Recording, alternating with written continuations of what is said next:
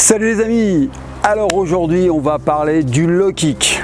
D'accord. En fait mon idée c'était de vous remercier de nous suivre depuis longtemps, de plus en plus. Donc je vous invite encore à partager pour en faire bénéficier un maximum de personnes. On va parler du low kick parce que tout le monde me demande mais comment on met un low kick efficace, ou j'ai essayé, ça n'a pas fonctionné, je n'y arrive pas.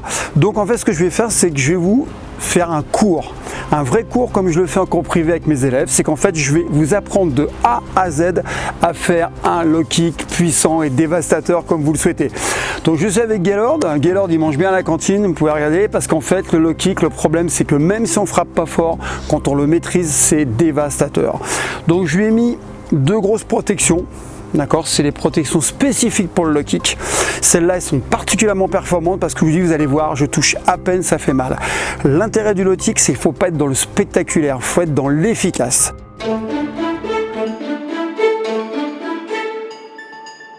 Alors, c'est quoi un low kick? C'est très simple.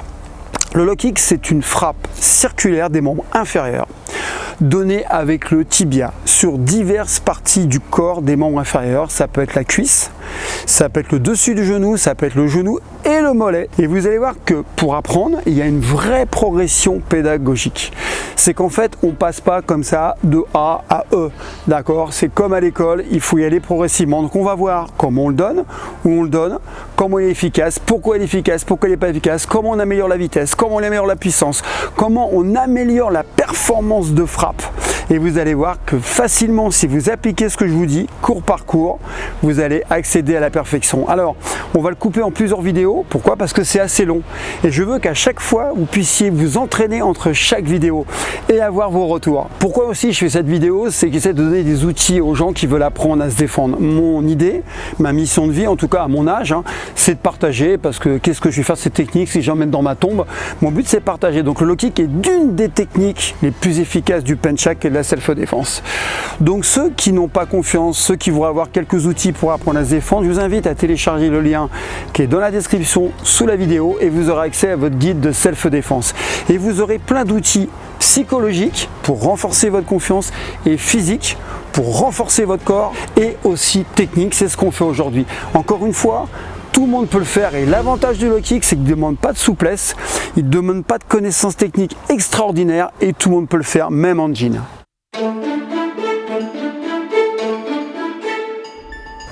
Alors, qu'est-ce qui fait l'efficacité? C'est là que les gens se trompent.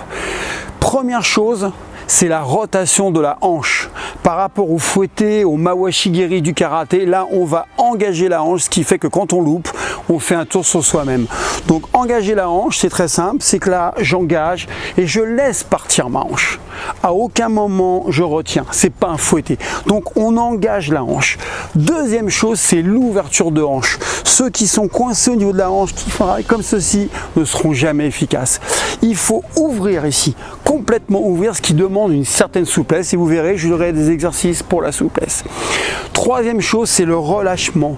À l'inverse, autant ici, on sent il y a une flexion, un travail musculaire au niveau des ischios, des quadriceps. Là, vous êtes complètement relâché. La jambe est morte, elle est molle. Et c'est ce qui fait l'efficacité du low kick. Troisième chose importante, les gens ne le savent pas, quand vous frappez, pointez toujours les orteils. Pourquoi? Pour présenter l'arête tibiale. L'arête tibiale, c'est une batte de baseball.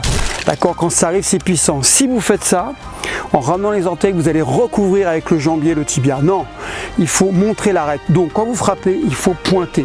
Souvent les gens font cette erreur.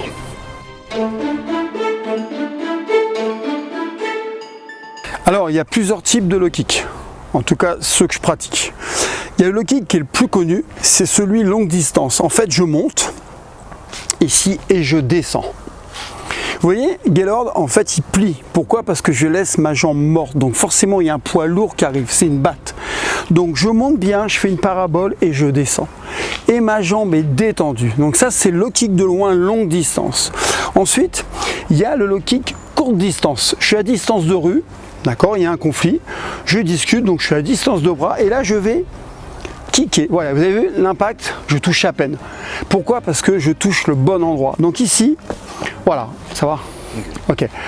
Ok, le troisième, destructeur, celui que j'adore.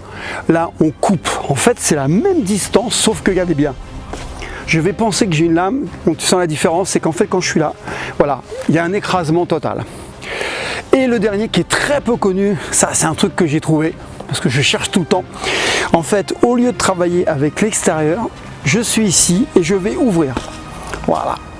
C'est étonnant, mais c'est intéressant corps à corps. Je frappe génital, je suis ici, voilà, et je vais pouvoir enchaîner derrière. Donc c'est le quatrième low kick. Vous avez vu, longue distance, courte distance, en fait, il faut être capable de mettre le low kick même très près. C'est ce qui fait qu'on peut l'adapter à n'importe quelle pratique.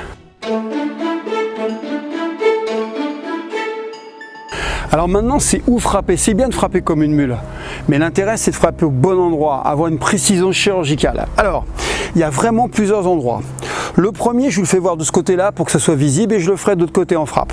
C'est à ce niveau-là, environ c'est 5 cm sous la poche, d'accord, ici. Voilà, donc là, ce qui se passe, c'est qu'il y a très peu de muscles ici. Même si Gaylord est particulièrement musclé, là, il y a très peu de muscles chez tous les humains. Donc là, on voit la cuisse de face. Vous avez vu la grosse masse musculaire devant. Là, en fait, ce que je vais faire, je vais juste poser mon pouce. Je vais aller chercher là, vous voyez, avec un pouce, je bouscule un bonhomme de 90 kg de muscle. Si je le fais là, je peux pas. Là, regardez bien, voilà, avec un pouce. D'accord, donc je frappe là où il n'y a pas de viande, comme on dit, pour que ça rentre. Je vais écraser l'os sur les nerfs. D'accord, donc c'est ici. Le deuxième endroit, c'est juste au-dessus du genou. D'accord, juste au-dessus du genou, là c'est assez dangereux. Vous allez voir, je vous ferai voir. Donc là, on va commencer à léser l'articulation. Ensuite, c'est sur le genou. Interdit en compétition, bien évidemment. Mais là, on casse vraiment le genou. Et ensuite, très étonnant, sur le mollet. Particularité, je ne vais pas taper le haut du mollet. Je vais taper à cet endroit-là. Voilà, vous avez vu? Avec un pouce. C'est ça qui est intéressant. C'est quand on sait où frapper, pas besoin de frapper comme une mule. Là, on va voir comment frapper. D'accord, mais comment frapper sur le plan postural? Alors déjà, la plus grosse bêtise qu'on voit souvent en salle, c'est que ce bras-là, il descend. Sauf que le mec en face, c'est pas un manchot, il va vous contrer. D'accord? La deuxième bêtise qu'on voit, c'est que ce bras-là, il descend. Alors on frappe fort, certes, donc là on est complètement découvert. Non, on est ici, d'accord? Quand on frappe, on avance le bras du côté de la jambe qui frappe pour l'empêcher de rentrer, pour le gêner, l'aveugler. Vous regardez les gens en boxe taille, il faut la même chose. Excellent art de combat, la boxe taille. D'accord, très beau sport de combat. D'accord, donc on est ici, on tourne, on gêne, on le gêne. Et l'intérêt d'avoir ce bras-là de ce côté-là, c'est que lui, il peut au même moment vous mettre à un kick. Si vous êtes là, vous allez dormir si la jambe est part. Par contre, si vous êtes ici, vous allez pouvoir bloquer. C'est important. Il peut même vous contrer en crochet. On ne sait pas ce qui peut arriver. Vous devez être hermétique. C'est pas parce qu'on frappe qu'on ne se protège pas. Donc, s'il vous plaît, quand vous êtes là, vous kickez, vous gênez et vous frappez. C'est essentiel. Alors, s'il vous plaît, n'allez pas faire comme dans les films. Alors, moi, je suis d'ancienne génération, j'ai connu Rob Kaman. On disait Rob Kaman, il met des coups de tibia dans les poteaux quand il marche dans la rue. C'est Rob Kaman. Ok, maintenant je vous dis, à force de taper dans n'importe quoi, les parties dures, d'accord, avec ces tibias, vous allez créer des traumatismes que vous allez payer à vie. D'accord? Alors les gens disent ouais, il est insensible. Ok, mais c'est pas parce qu'on est insensible que ça va pas casser derrière et que ça va pas générer des traumatismes. D'accord? Sauf que vous allez être fort à 20 ans, vous allez faire Superman devant les copains, sauf qu'à 40 ans, on pourrait plus marcher. On aurait plein de micro-fissures et plein de problèmes. Il faut penser à votre santé avant tout, comme on dit. Il faut être fort pour être utile, mais il faut être fort pour durer. Rien de ça d'être efficace de 20 à 25 ou de 15 à 20 et d'être complètement naze à 40 ans. Et une fois qu'on se fait agresser, pas pouvoir taper avec les tibias. J'ai connu des gens qui ne pouvaient plus toucher avec les tibias parce qu'ils étaient complètement abîmés.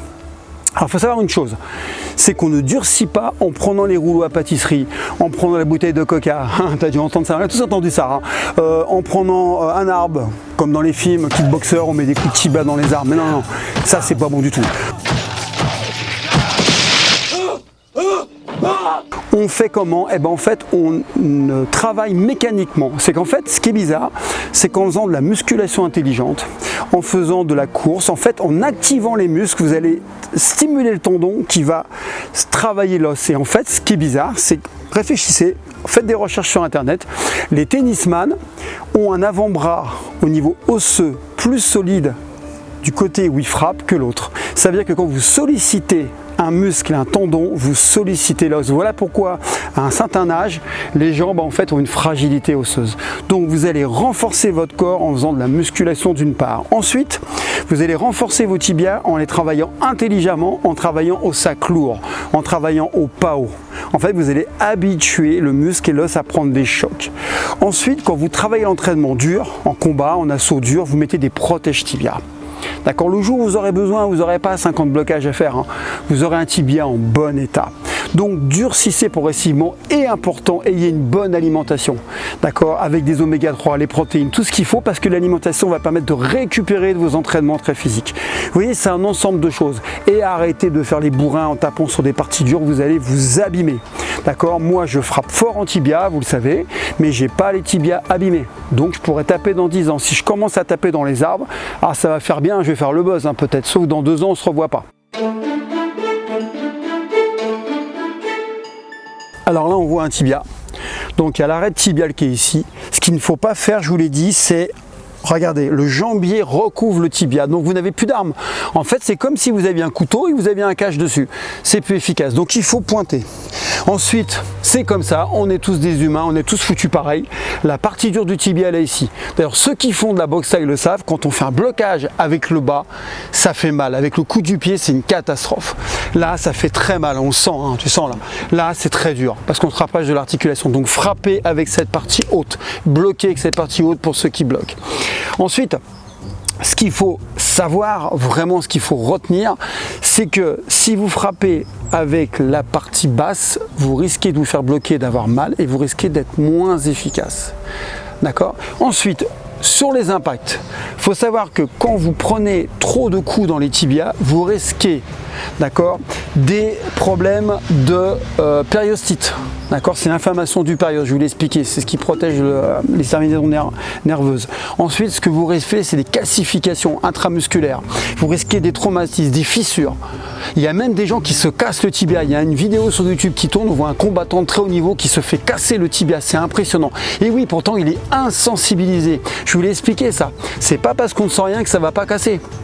D'accord, et ben ça a cassé, pourtant c'est un poids lourd, donc ça cassera encore plus pour vous. Donc tapez bien avec le haut du tibia. Allez, on continue.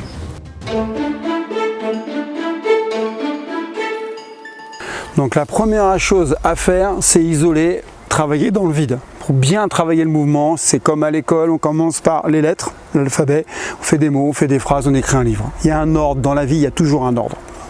Donc de loin, très simple, vous faites le mouvement dans le vide, et vous touchez à peine. En fait, ce que vous allez travailler, c'est la hanche et vous allez travailler la coordination. Vous allez habituer votre corps à travailler le mouvement. D'accord ? Et ça va devenir un réflexe, du conditionnement. Vous faites la même chose pour le deuxième. Vous mettez la main sur l'épaule, dans le vide. Vous faites ça tranquillement. D'accord ? Sans faire plus que ça. Jamais de puissance pour bien apprendre. Ensuite, vous faites le coupant, vous mettez la main sur l'épaule pour la distance. Quand on débute, il faut apprendre la distance. Donc là, je coupe, je pointe bien vers le bas. Et ensuite, celui-là, c'est en option parce que tout le monde ne peut pas arriver à le faire. Vous ouvrez ici et vous kickez. Vous vous entraînez à ouvrir la hanche. Alors, particularité, il faut répéter au moins une dizaine de fois chaque mouvement pour bien le comprendre. Donc là, on a fini la première partie de la vidéo. Première vidéo, en fait, c'est le premier cours et après on va bien arriver à la puissance, la vitesse, le perfectionnement. Encore une fois, on y va crescendo. Donc je remercie Gaylord parce que mine de rien, il prend des coups. Ce qui est intéressant, c'est que, encore une fois, cette technique, le low kick, est une technique parmi tant d'autres. Donc allez voir ce que je fais en vidéo sur la chaîne YouTube, mettez des pouces bleus, partagez un maximum et encore une fois, si vous voulez apprendre à vous défendre, téléchargez le guide de self-défense qui est dans la description sous la vidéo. Il suffit de télécharger le lien et vous aurez accès gratuitement à ce guide. Allez, je vous dis à bientôt. Merci Gaylord.